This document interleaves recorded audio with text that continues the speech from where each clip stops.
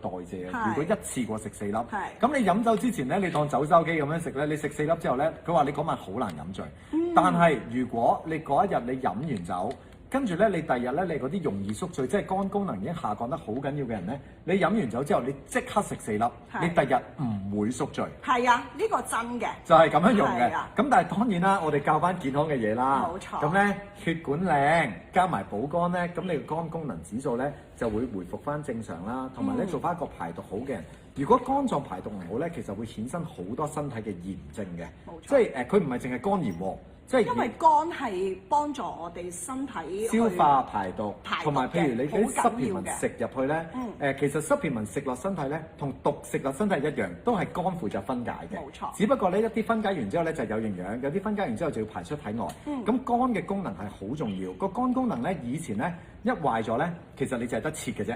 你冇得醫嘅，咁但係咧而家咧呢一個產品咧，佢係一個補肝嘅產品，就係補翻個肝功能嘅。咁所以咧，大家咧可以咧早稻田呢一個咧係日本超級賣得嘅，就係呢一個補肝功能嘅產品。反而呢個係日本嘅斷貨喎。呢個你過到日本，你成日見到紅綠㗎咋，你見唔到黃㗎，因為佢真係咧嗰啲日本人咧買完之後佢就擺落去。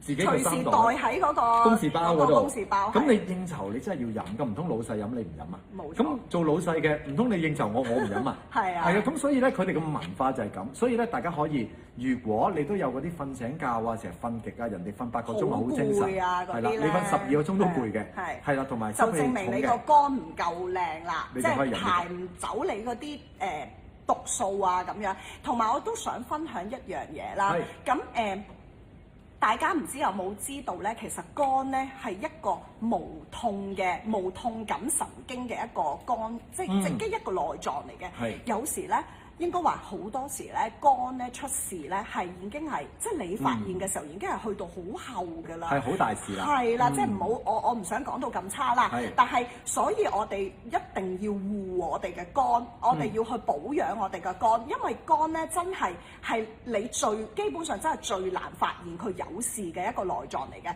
但係佢嘅功能又係你成身嘅功能非常重要嘅一個內臟，佢要幫你排毒。要幫你分解晒你身體嘅毒素，或者吸收你身體所需要嘅有需要嘅營養啦。我哋咁樣講係啦，所以其實又係預防勝於治療，防範未然，即係你一定要喺你覺得自己係仲係健康冇事嘅時候，你更加要去保養自己咯，係真係要去投資自己㗎。有時你或者應該咁講，因為 Candy 咧就係比較成日注重扮靚嗰啲啦。喂，你個肝靚咧，但係你面色咁好咧，一睇就知道你都好注重內色。係啦，因為我係覺得靚咧係一定係由內靚去外嘅。你再搽得多嘢，如果你本身係肝唔好，其實你面色會好黃、好黑。係啦，咁所以你如果想靚咧，其實你都要保養你嘅內臟咯。咁呢一套係真係可以幫到。